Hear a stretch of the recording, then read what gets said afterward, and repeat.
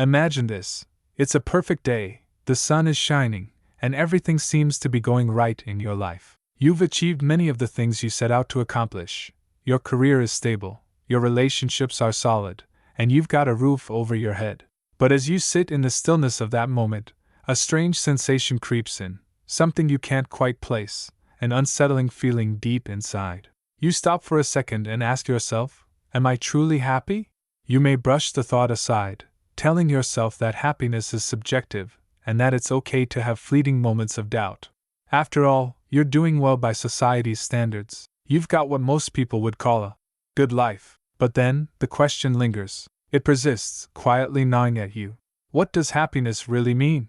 If this moment of peace and fulfillment doesn't feel like happiness, then what does? This is the paradox of modern existence. We are told that happiness is the ultimate goal, achievable through success, relationships, material wealth, or personal accomplishments. Society presents happiness as an endgame, the destination everyone should strive toward. We are conditioned to believe that once we have it all, happiness will naturally follow.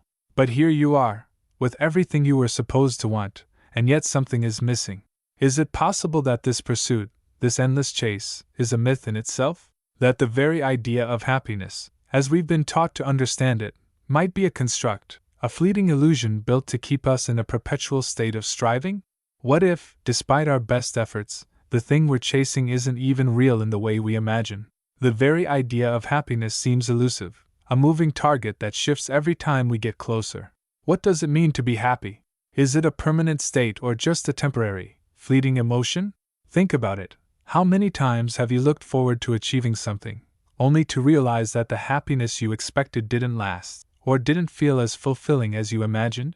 Is it possible that the very concept of happiness is keeping you trapped in a cycle of longing and dissatisfaction, constantly chasing something just out of reach? We live in a world that constantly tells us we're not enough, that we need more to be happy. But what if the truth is that happiness doesn't reside in the things we pursue, but in understanding why we constantly seek it in the first place? What if the myth of happiness itself is the very thing keeping us from experiencing it? These questions stir an uncomfortable truth. The way we think about happiness is warped by cultural and psychological forces that shape our understanding of life and our place in it. To find true contentment, we must first confront the hidden assumptions that define what happiness is, and more importantly, what it isn't. Before we can even begin to understand where this elusive feeling might be found, we need to uncover the roots of this myth. What are we really pursuing when we chase happiness, and why does it always seem so far away? If happiness were truly a destination, a fixed point we could reach by simply following a set of prescribed steps, we would have found it by now. Yet here we are, perpetually chasing something that feels just out of reach, despite our best efforts. This paradox, the fact that we continue to chase happiness even as it slips away, suggests something far deeper than mere chance or bad luck. The pursuit of happiness itself is not only elusive, it is, in many ways, a myth carefully constructed by forces much larger than ourselves. To understand the psychological and philosophical roots of this myth, we must first examine how happiness is defined and shaped within the modern world. Society has an unrelenting fixation on happiness as a goal, a metric of success, and a sign of personal fulfillment. From a young age, we are told that happiness is an outcome we can achieve. We are bombarded with messages through media, advertisements, and even personal relationships that promise happiness through consumption, achievement, or conformity. But this framework of happiness is built on a false foundation. Philosophers like Jean-Paul Sartre and Friedrich Nietzsche have long critiqued the societal constructs that shape our understanding of happiness. For Sartre, the very pursuit of happiness is linked to our existential condition. He argued that human beings are condemned to freedom, that we are free to define ourselves and create our own essence in an indifferent, often hostile world. However, this freedom is not liberating. It brings with it a heavy burden. Sartre's concept of bad faith describes how people deceive themselves, seeking external validation or societal approval to escape the responsibility of creating their own meaning. This externalized pursuit of happiness is a form of self-deception, a way to avoid confronting the profound existential anxiety that arises from true freedom. In a similar vein, Nietzsche rejected conventional notions of happiness, viewing them as a byproduct of a weak, complacent society. In his view, happiness as we know it, the desire for comfort, pleasure, and security, was rooted in what he called the slave morality of the weak, who sought to conform to society's expectations and avoid suffering at all costs. Nietzsche argued that true happiness and fulfillment could only be found by transcending these conventional ideals and embracing the will to power, the drive to assert oneself and live authentically, free from the constraints of societal expectations. In Nietzsche's view, the pursuit of happiness was ultimately an illusion that prevented individuals from achieving their fullest potential. Yet, in a world governed by such ideals, we are conditioned to equate happiness with external validation, be it through wealth, success, approval, or status. Our modern conception of happiness is built on these foundations. If we achieve certain goals or acquire certain things, we will feel whole. This model of happiness, however, is ultimately flawed. As Arthur Schopenhauer pointed out, life is governed by a constant striving for desires, which are perpetually shifting and never fully satisfied. The more we attain, the more we want, and the emptiness of this cycle becomes evident.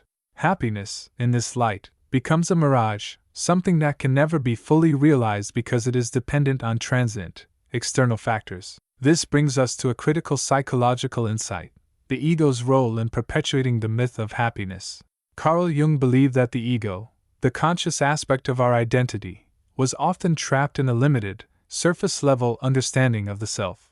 The ego thrives on external validation, seeking happiness through the approval of others, material success, and adherence to societal norms. But Jung also recognized that the true self, the deeper, unconscious aspects of our psyche, was often overshadowed by the ego's needs and desires. The ego constructs a false self, one that conforms to society's expectations and desires, in an attempt to find happiness, yet this pursuit often leaves the deeper self unfulfilled and disconnected.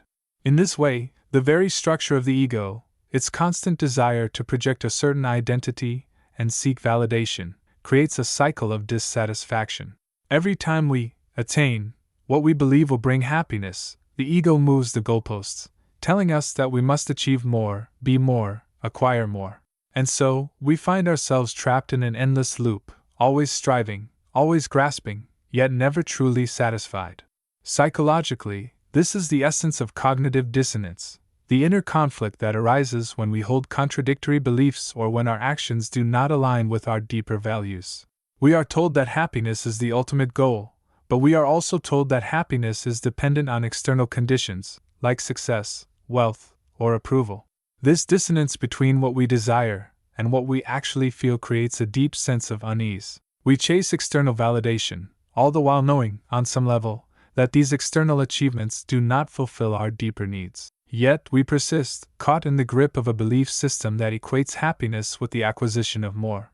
In the contemporary world, the myth of happiness is also perpetuated by the pervasive influence of social media.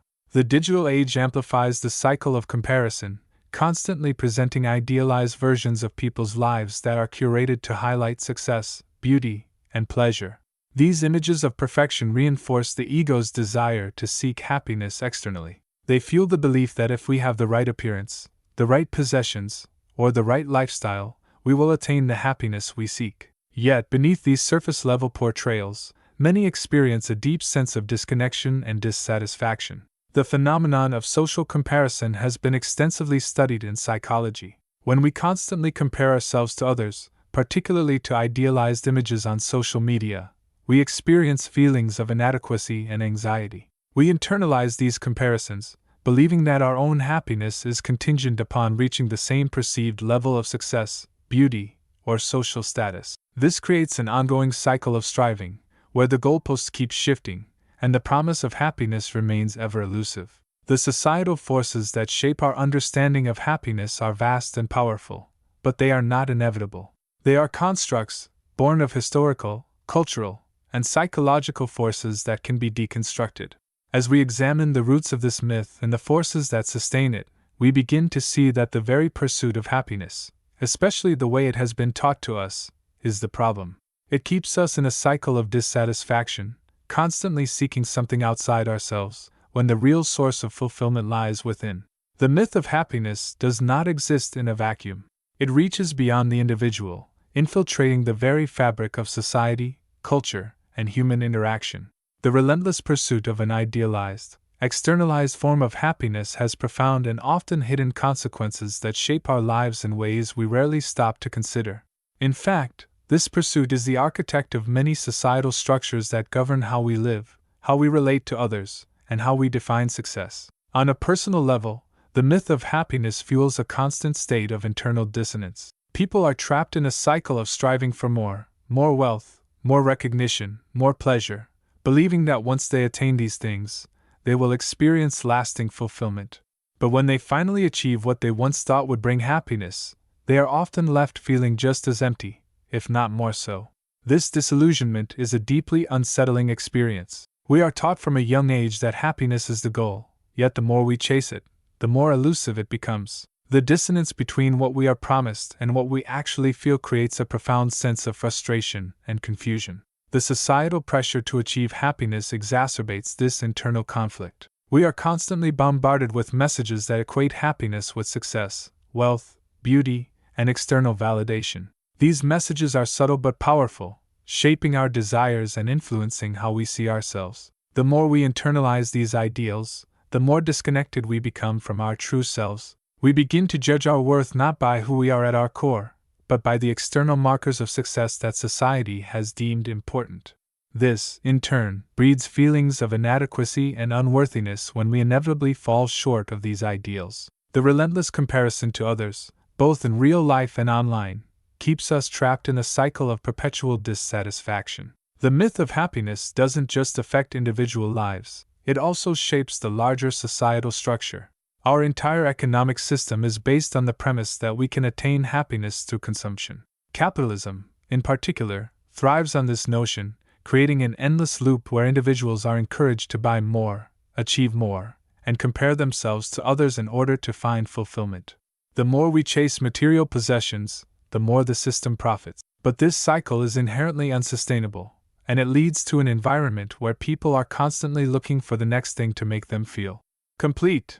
At the societal level, the myth of happiness also influences how we define success. In modern society, success is often equated with external achievements, career progression, financial wealth, social status, creating a narrow and ultimately unfulfilling vision of what a successful life looks like. This model ignores the deeper, more existential aspects of well-being, such as meaning, connection, and self-authenticity. The result is a society where many people achieve material success but still feel unfulfilled. Happiness, as defined by society, is a moving target, and the more we chase it, the more we lose sight of what truly matters. Moreover, the myth of happiness influences the way we interact with each other. We live in a culture of hyper-individualism, where people are often encouraged to compete against one another for resources, success, and validation. Social relationships become transactional, based on what others can provide us in terms of validation or personal gain. In such a world, empathy, connection, and collaboration often take a backseat to personal ambition and achievement. We are trained to view others as competitors in the race toward happiness, rather than as fellow human beings with their own struggles and desires. This creates a social environment where people feel more isolated, more disconnected from each other, and less able to form meaningful, authentic relationships. The mental and emotional toll of the myth of happiness is staggering. Anxiety, depression, and burnout are on the rise, particularly in cultures that place a high value on external success and achievement. People are increasingly struggling with feelings of inadequacy, loneliness, and disconnection, despite having access to material comforts and conveniences that previous generations could only dream of. The paradox is clear: the more we chase happiness in the conventional sense, the further away we seem to get from it. We have built an entire system that promises happiness but delivers a profound sense of emptiness. This widespread dissatisfaction is not just an individual issue, but a collective one. The myth of happiness drives societal behavior in a way that perpetuates cycles of consumption, competition, and comparison. It fosters a world where people are constantly seeking external validation, unable to look inward for true fulfillment. This has far-reaching consequences for the culture at large, influencing everything from the way we educate our children to the way we organize our economies. We create systems that prioritize external achievements and material wealth, yet these systems often fail to address the deeper, existential needs of human beings. The result is a society that rewards success but neglects well-being, connection, and authentic self-fulfillment. But perhaps the most insidious consequence of the myth of happiness is the way it undermines our understanding of true joy. When happiness is seen as something to be achieved, something that can be obtained through external means, we miss the point of what it means to truly feel alive. True happiness, or what some might call contentment or fulfillment, does not come from chasing goals or accumulating possessions. It comes from living authentically, from being at peace with who we are, and from embracing the fullness of our experience, both the joy and the pain. Happiness that is based on external conditions is fleeting. It is a momentary pleasure that fades once the conditions change. But when happiness is rooted in internal peace and self-acceptance, it becomes a lasting state of well-being. Understanding the unseen consequences of the myth of happiness is crucial for breaking free from the trap it creates. The first step in this process is awareness, recognizing that the happiness we've been taught to pursue is not the real thing. It's an illusion that keeps us stuck in a cycle of longing, striving, and dissatisfaction. The second step is shift, moving from a mindset of external validation and consumption to one of internal fulfillment and self-awareness. This shift is not an easy one. It requires confronting the myths that we have been taught and unlearning the belief systems that keep us trapped in the pursuit of fleeting happiness. As we look deeper into how to break free from the myth of happiness, we must first understand the nature of this illusion and the forces that sustain it. Now that we have uncovered the consequences of the myth of happiness, the way it entraps us, distorts our perceptions, and shapes our lives, let's turn our focus to the most important question: how do we break free? How do we dismantle the deeply ingrained constructs that have kept us trapped in the endless pursuit of happiness? The first step in breaking free is recognizing the illusion for what it truly is. This might seem simple, but it requires a profound shift in perspective. For most of us, happiness has been equated with achievement, wealth, or external validation. We've been taught to believe that fulfillment lies outside of us, in things we can accumulate or attain. But the very act of seeking happiness in external circumstances is part of the trap.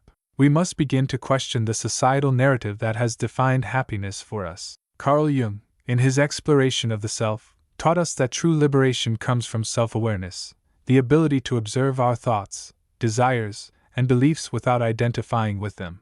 The first step in breaking free from the myth of happiness is to start noticing the ways in which our ego-driven desires shape our lives. The constant striving for more, the comparisons we make with others, the belief that we must arrive somewhere to be happy, all of this is rooted in the ego, which seeks external validation to feel whole. But the moment we begin to question this, when we recognize that happiness is not something to be acquired but something that is always available within us, we start the process of breaking free. This process of self-awareness is not about rejecting the ego or the pursuit of goals.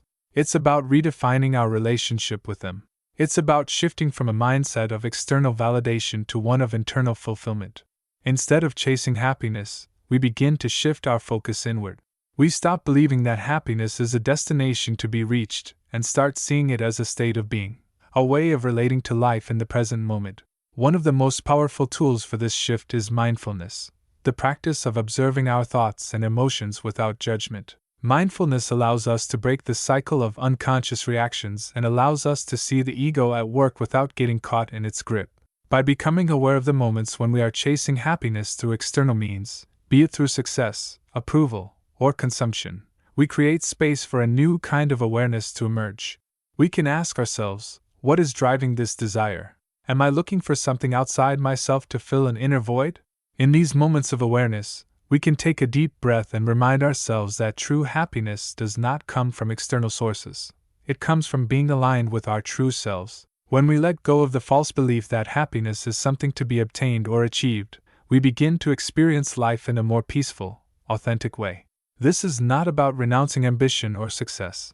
It is about living from a place of self-awareness, rather than from the relentless pursuit of external validation. The second key shift is to embrace the discomfort of uncertainty. One of the greatest challenges in breaking free from the myth of happiness is confronting the fear that comes with uncertainty. The ego thrives on certainty. It craves control and predictability. The idea that happiness can be obtained through external means gives us a sense of stability, even if it is fleeting. Letting go of this belief creates a void, an uncomfortable space where we no longer have the same fixed goals to chase. But this discomfort is where true freedom lies. Friedrich Nietzsche's idea of the Übermensch, the Overman, or Superman, offers a radical alternative to the pursuit of happiness. Nietzsche proposed that individuals must transcend the limits imposed by society and create their own values. Happiness, in this context, becomes less about seeking external validation and more about embracing the uncertainty of life. The overman is someone who does not rely on societal definitions of happiness but instead creates their own meaning and purpose, free from the constraints of conventional expectations. The discomfort of letting go of these external standards is part of the process of becoming truly free. The third step in breaking free from the myth of happiness is reconnecting with your deeper self, the part of you that is not defined by the roles you play, the goals you achieve, or the labels you wear. We often forget that our true essence is not bound by the fleeting, external circumstances that society tells us are necessary for happiness. The true self is always present, always available to us, but it is often obscured by the noise of the ego. To reconnect with the true self, we must practice self-compassion and self-acceptance. This means letting go of the judgment we place on ourselves for not achieving enough, not being enough, or not living up to expectations. Self-compassion is the antidote to the relentless striving for external validation. It is the recognition that we are inherently worthy of love, peace, and fulfillment, not because of what we accomplish, but simply because we exist. When we accept ourselves as we are, we begin to break free from the cycle of seeking happiness outside ourselves. This shift in perception can be aided by practices such as meditation, journaling, or simply spending time in nature. These activities help quiet the mind and reconnect us with the deeper, more authentic aspects of who we are. As we spend time in reflection and silence, we begin to listen to the subtle whispers of the inner self that have been drowned out by the noise of the world. These whispers reveal a different kind of happiness, not one that comes from achievement or approval, but one that comes from inner peace and acceptance. Finally, breaking free from the myth of happiness requires embracing the impermanence of life. One of the reasons we chase after happiness is because we are afraid of loss and pain.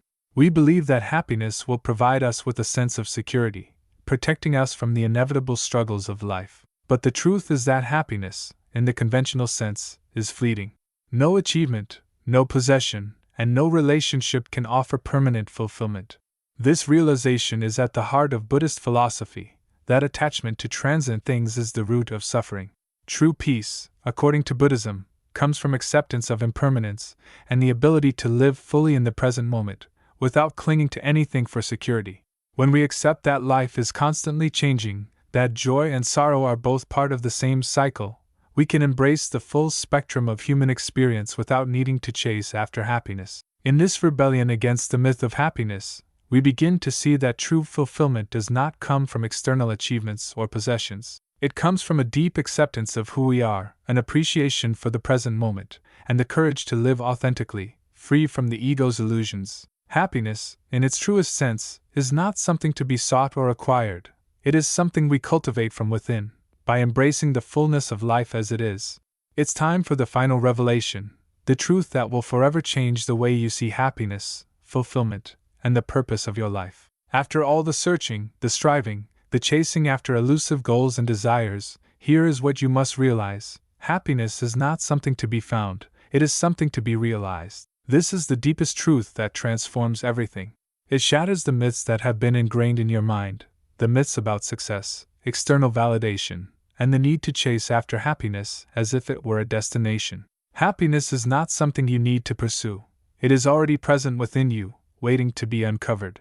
It is not a goal to reach, but a state of being to embody. This realization is not an intellectual concept, it is an experiential awakening, a moment of clarity that redefines how you experience the world.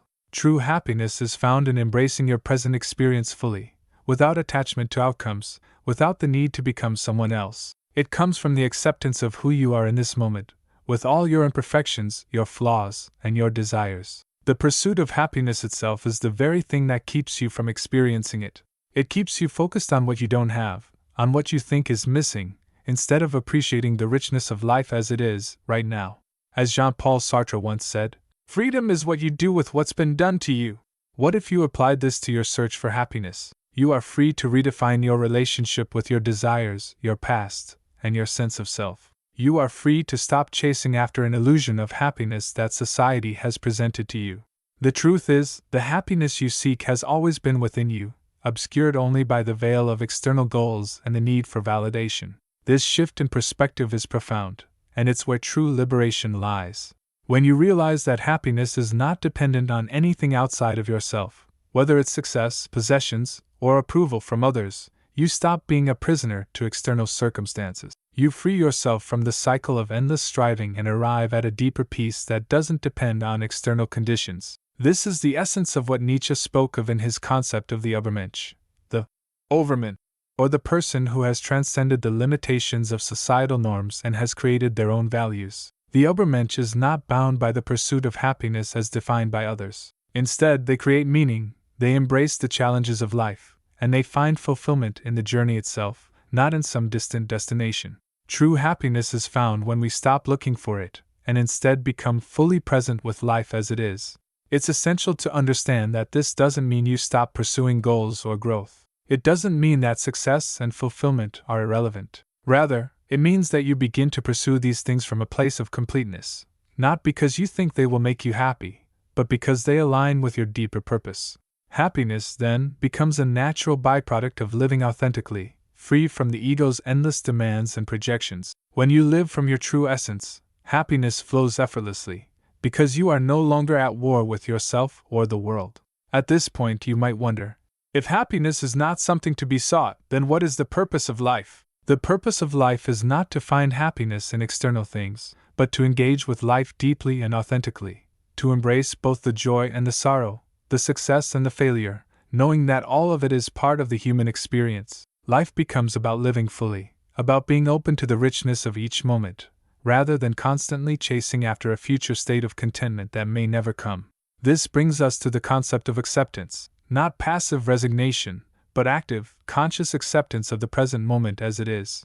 When you fully accept yourself, your life, and your circumstances, you cease to struggle against the flow of life. You are no longer trying to fix yourself or your world, but instead, you are embracing everything as it is, finding peace in the present, and allowing happiness to emerge naturally. The final truth is this: happiness is not a future destination, but a realization of your true nature in the present moment. It is not dependent on anything external. It arises from within you, when you stop looking outside yourself for fulfillment and begin to appreciate life as it is. It's the ability to experience life fully, without clinging to the illusion that something is missing. When you let go of the idea that happiness is something to be attained, you realize that you are already complete, just as you are. This realization does not erase the challenges of life. You will still face pain, loss, and difficulty, but now, instead of resisting or running from these experiences, you approach them with a sense of acceptance and presence. You stop seeing them as obstacles to happiness, and begin to see them as part of the rich tapestry of life that contributes to your growth and understanding. True happiness comes from embracing all of life, not just the moments of pleasure, but also the moments of struggle and transformation. In the end, this is the great paradox. Happiness is not something you need to chase. It is something you must simply recognize within yourself. It is always there, beneath the surface of your desires, fears, and expectations. Once you stop looking for it in the future, in achievements, in possessions, or in approval, you begin to experience it in the here and now. This is the ultimate truth. Happiness is not a myth to be chased, but a state of being to be realized. The pursuit of it is what keeps us trapped, but the realization of it, right here, right now, is what sets us free. And with this realization, you are free to live not in search of happiness, but in full acceptance of the life you are already living. You are no longer bound by the ego's false promises. You are free to experience life as it is, unfiltered, unencumbered, and fully alive. This is where true fulfillment lies, and in this moment of awakening, everything changes. You have unlocked the door to true peace and happiness, not as a destination, but as a continuous experience of being.